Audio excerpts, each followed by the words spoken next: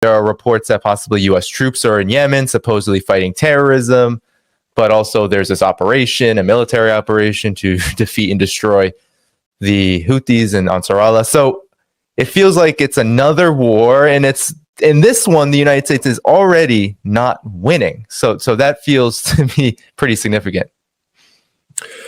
Yeah. I mean, first of all, again, we have some special operations forces in the area that have been doing, anti-Al-Qaeda operations. A lot of people don't realize that Al-Qaeda on the Arabian Peninsula is well entrenched in Yemen, and we support them.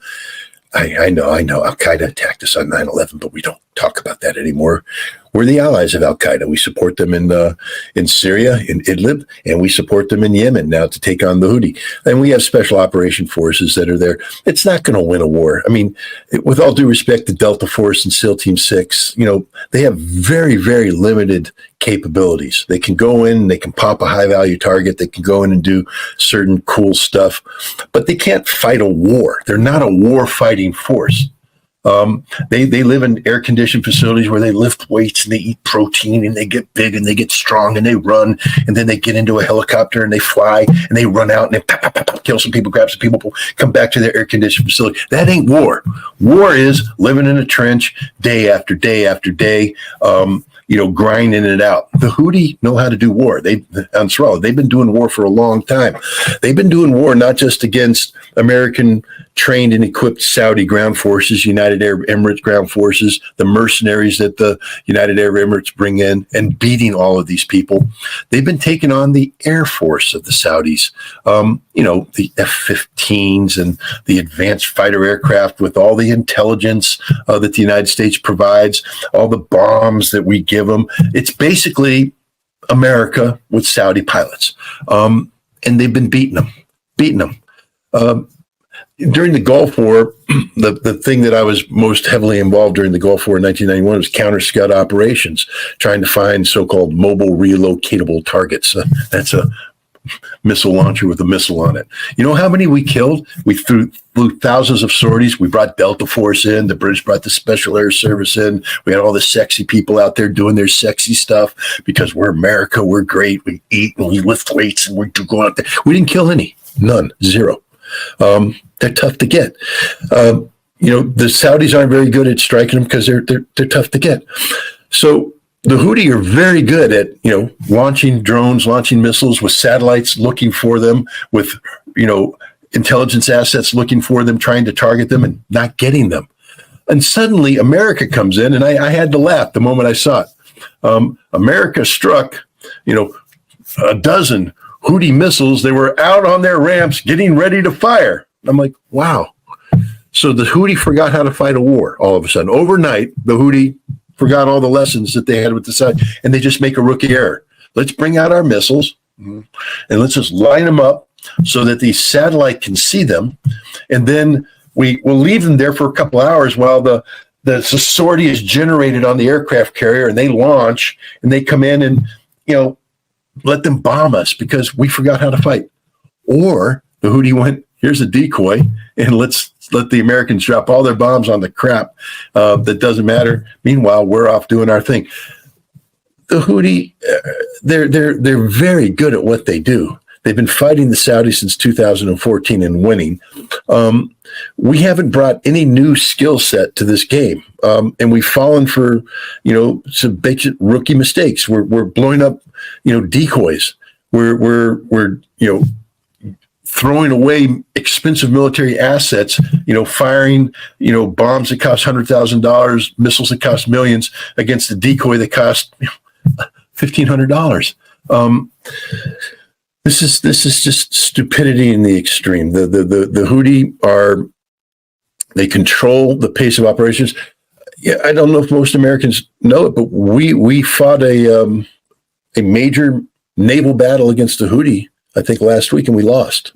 Now, we didn't lose any ships, but see, naval warfare isn't necessarily about sinking ships. It's about accomplishing things like protecting a strategic sea line of communication, guaranteeing passage of ships and things. And so we went in there and we built a screen, air defense screen of destroyers that were supposed to prevent all missiles from coming in. And then 2 American flag container ships were going to run the gauntlet, protected by this screen. And they're running the gauntlet, and the Houthis went, well, no, boom, boom, boom, boom, boom, fire, fire, fire. Yeah, they got things shot down, but one penetrated, landed 100 meters short of the container ships, and they went, and they turned around and fled. Now, if the mission that you're trying to accomplish was to get 2 container ships to run the gauntlet, to get through the Houthi, terrorized waters so that they could get to Israel, but they had to turn back, that means you failed. That means you lost. That means America planned a military operation, a naval operation,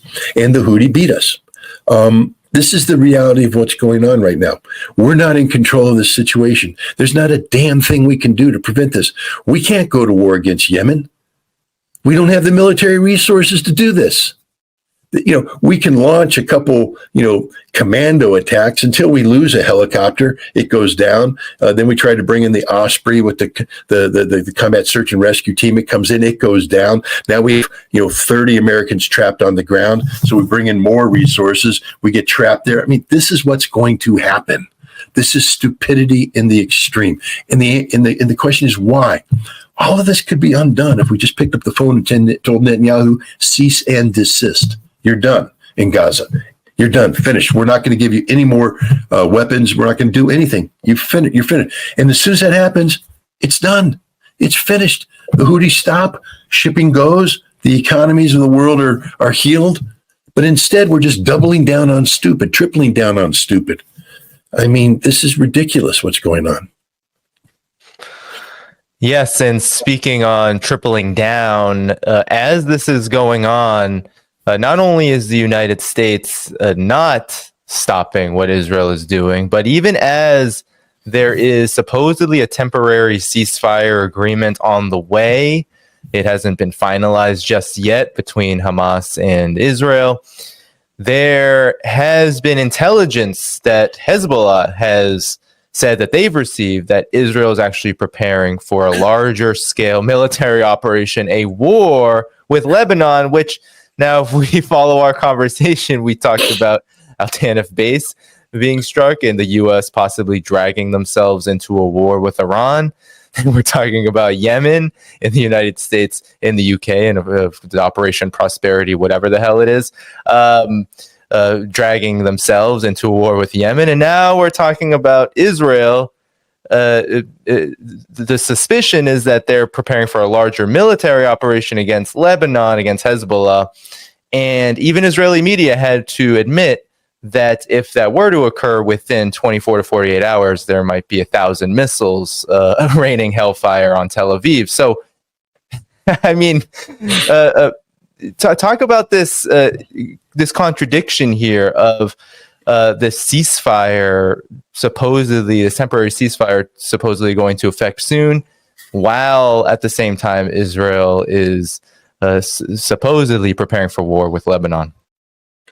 Well, let's get down to just basics here.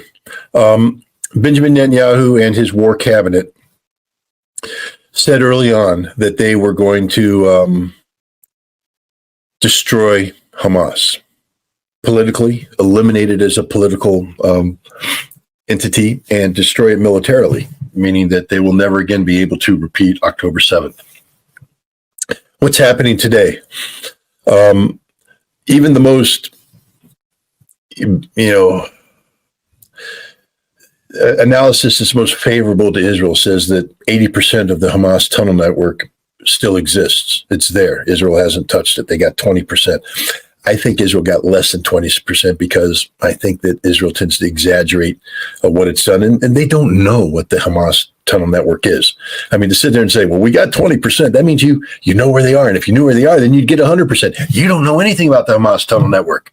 So it's a guess. And I think 20% is just like giving Israel more credit than they actually deserve. Hamas fought Israel to a standstill. It was never about Hamas's ability to control the territory above ground. Hamas was never designed to fight Israel toe-to-toe above ground. It was about Hamas's ability to fight the war Hamas wanted to fight, which is to lure the Israelis in to ambushes that Hamas would control and have timing of. And Hamas had fought them to a standstill, and the Israelis have been beat. That's why they're withdrawing. That's why the Israelis are starting to pull their battalions out. This is a huge political problem for Benjamin Netanyahu because he's failed. First of all, Hamas politically, if there was an election today in the Palestinian territories, Hamas would win the election. Mahmoud Abbas would, and Fatah and the PLA, they would be swept away. 70-80% of the Palestinians would vote for Hamas, not just in Gaza, but everywhere, because they're the only Palestinian entity that's standing up for the Palestinian state, to fighting for the Palestinian people. And the people now recognize it. Yes, the Palestinians in Gaza have suffered tremendously. It's genocide. I mean, it's not me saying that. The International Court of Justice says, yeah, it looks like genocide to us. Looks like a duck, talks like a quacks like a duck, walks like it's a duck. It's genocide. And the Palestinian people understand the price that they've had to pay for this. But it's a price they're willing to pay if at the end they get what they've been denied for over 75 years, a state, a homeland, a place of their own, without Israeli control, without Israeli domination.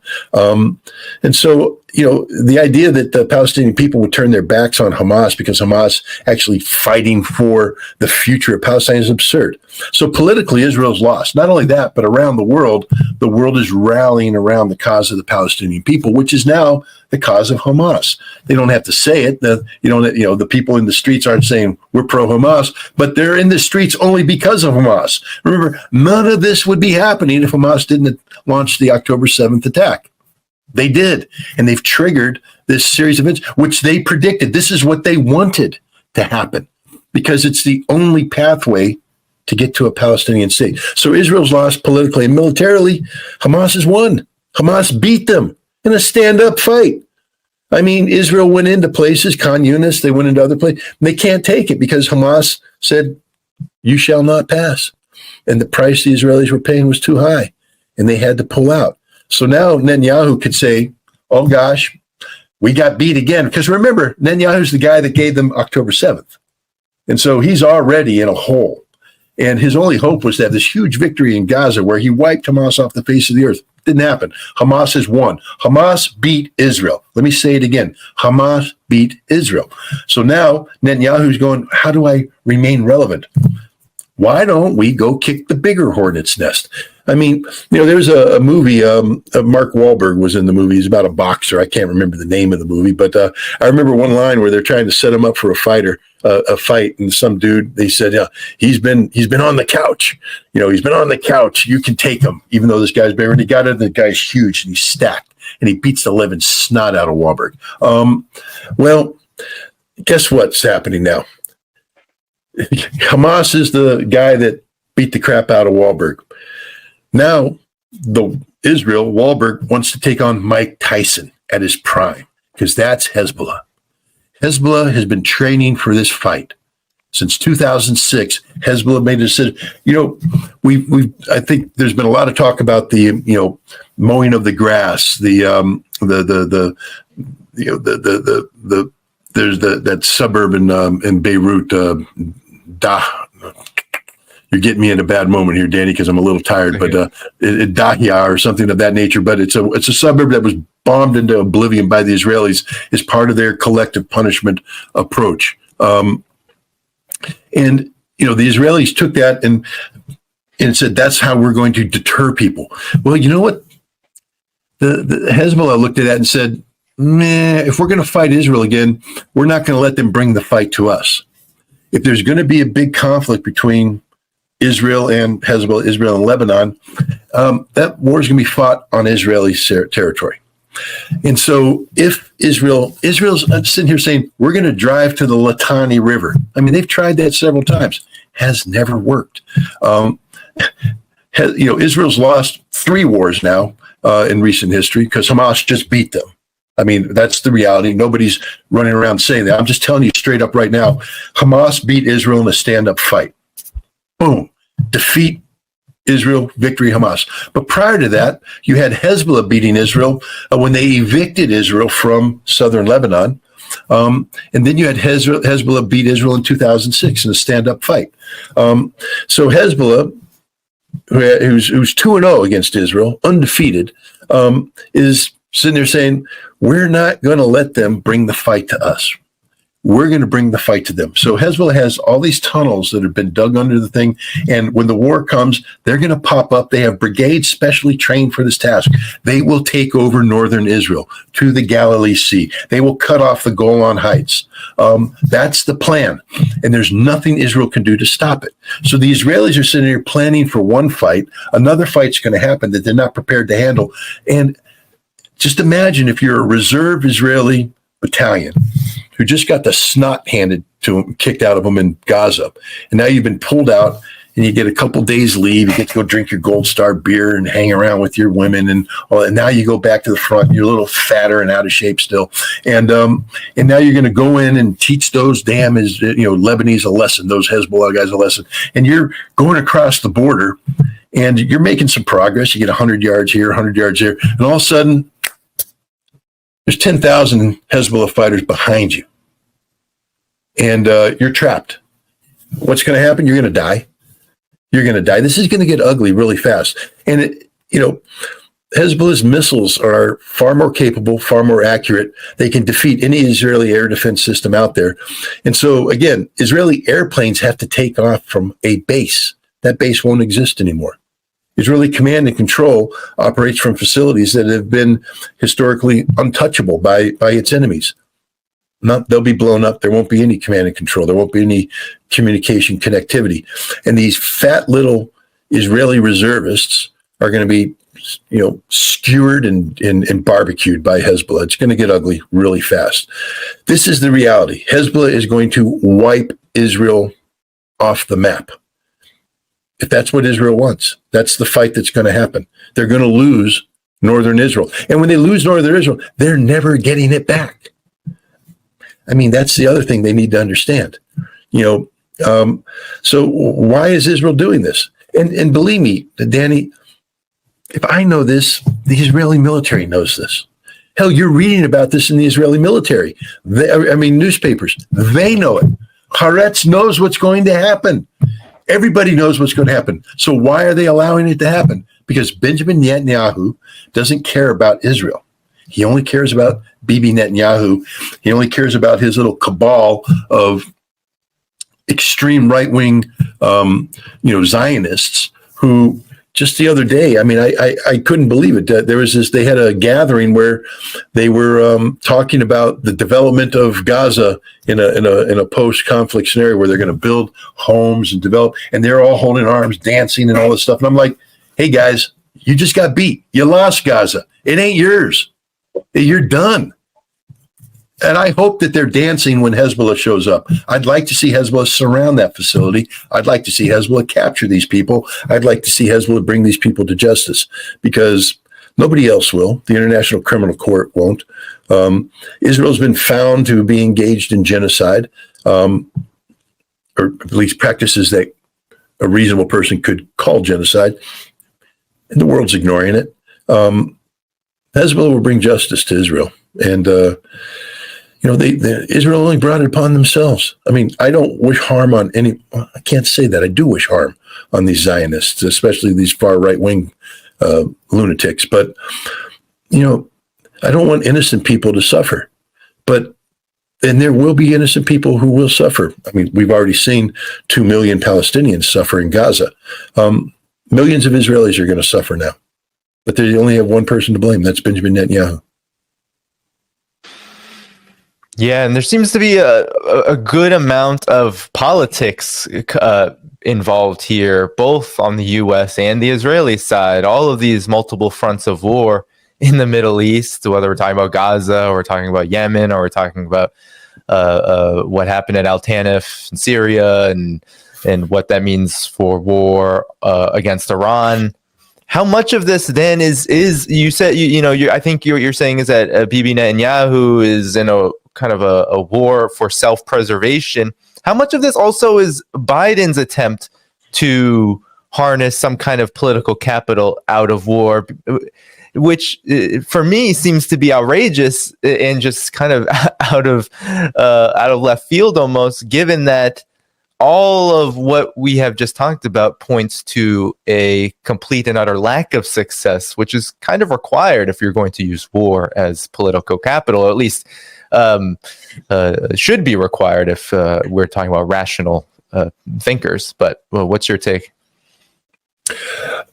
Look, if there's a master plan by the Biden administration, let's back up just a second here. The Biden administration was taken by surprise on October 7th, just like Israel was. Prior to October 7th, the Biden administration, when they came in, they gave lip service to, a two-state solution. They came in and said, we believe in a two-state solution. We want, they told Benjamin Netanyahu, shame on you. You can't do those settlements. But they didn't do anything to stop it. What they did do is to buy into the master plan of the Abrams Accord, that is the 2020 agreement brokered by the Trump administration that would seek to normalize Israel in the Arab world.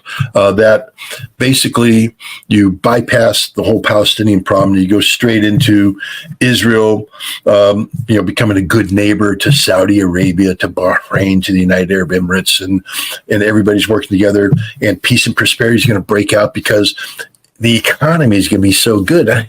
We had that moment last fall where Joe Biden was in, I think, India for the G20 summit, and he held this press conference, and he talked about the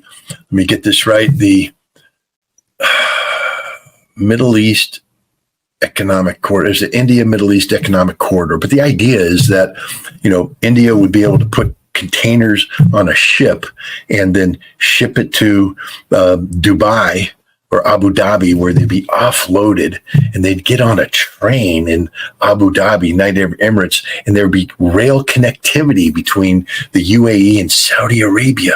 And then we'd go on through Jordan. Wow, this is really cool. And then into Israel. Imagine that, a train that connected the United Arab Emirates through Saudi Arabia and Jordan into Israel to a port called Haifa. And then they would take those containers, put them on a ship, and they would go to Greece. And you'd have this wonderful connectivity, and everybody's going to be rich. The economy's working, baby. And Benjamin Netanyahu, when he got up to the United Nations General Assembly, instead of showing the cartoon bomb about how close Iran is to the nuclear weapon, instead he talked about the same thing. This is the new face of the world. Israel is one of the world. We are one of you. We are just like you. We are peaceful. We are economic. That's everything that was supposed to happen. That was the Biden thinking. There was no strategy for a war against Iran or to deter Hezbollah. We weren't thinking that. We were off playing this other game. Meanwhile, Hamas went, wrong, October 7th, and the whole world, and we've been reacting ever since. So we don't have a strategy. Danny, to deter someone, let me just educate people real quick. Military operations on a large scale are complicated things. And they, wars aren't won, on the battlefield. I mean, I know we talk about boots on the ground, airplanes dropping bombs and all that, but none of that happens without logistics. Logistics is the key. And the thing about logistics is it takes a long time to prepare for power projection halfway around the world. If we're going to do something, again, the first Gulf War, Desert Storm, there's something called the tip fiddle. Now, that's a fancy term. It may have changed because I've been out of the military for a while, but it is basically it's a phased introduction of logistics equipment. So if we're going to take 700,000 American troops from the United States or from Germany, and we're going to move them to the Middle East to fight a war, we have to flow that equipment in there. We have to marry up the troops with the equipment at the ports or at the airfields.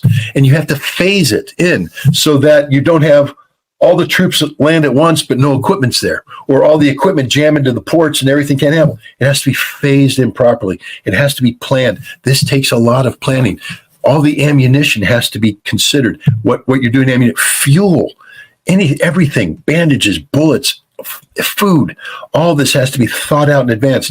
We started planning the Gulf War in October, we began flowing equipment in there for the fight that ended up happening in January. Massive military operational planning. None of that existed, Danny, prior to October 7th. Everything we're doing right now, we're making it up. We don't have the planning, the means. We don't have any notion of large-scale combat in the Middle East anymore. We forgot how to do that. Hell, we were getting out of there. Remember, we got out of the Middle East so we could go to Europe, and then we're supposed to stabilize Europe so we go to the Pacific. Then Ukraine came, and we went, what the hell? So now we can't go to the Pacific. We're stuck in Europe. And then the Middle East blows up again. And we go, damn, we can't go in the Middle East because we're all in Europe anymore. We don't have enough troops to do anything. We can't supply it. We will run out of ammunition. We will run out of cruise missiles. We will run out of surface-to-air missiles. We will run out of everything. Bombs. Do you think we just have an infinite supply of bombs? We just gave all our damn bombs to Israel. And Israel dropped all those damn bombs on Gaza and lost. And now we want to have a fight, not only with the Houthi, but now we want to expand it to Iran. Remember, Iran's huge. That means lots of targets that need lots of bombs to drop on them, lots of bombs that have to be dropped by airplanes that consume a lot of fuel. Where's the fuel coming from, Danny? They haven't planned it out. They need ships full of aviation fuel flowing to the region that don't exist anymore. We haven't thought any of this out. This is the reality of what's happening right now. We're making it up as we go along. We somehow think that we're going to deter Iran through a 3 to 5 day bombing campaign. No. We need a 3 to 5 year bombing campaign if we're going to deter Iran, and we just don't have the resources to do it. We don't have any artillery ammunition because we gave it all to Ukraine, but we lied because apparently we had a lot of artillery ammunition that we could turn around and give to the Israelis. And the Ukrainians are going, wait a minute. You told us you didn't have anything, and now you just gave it all the Israelis. But now we really don't have anything because it's all done. It's finished. We are literally, the emperor has no clothes, Danny. The emperor has no clothes. Thank you for tuning in to my latest video. I appreciate all of your support. This channel, however, needs your help. I am seeking to make this channel more sustainable in the long term and upgrade necessary equipment to ensure that this work continues onward and makes progress to give you all of the geopolitical analysis that you all deserve.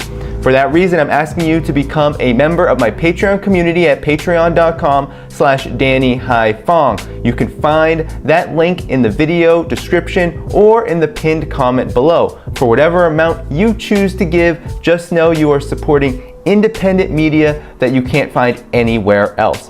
Thank you so much, and I look forward to the next video.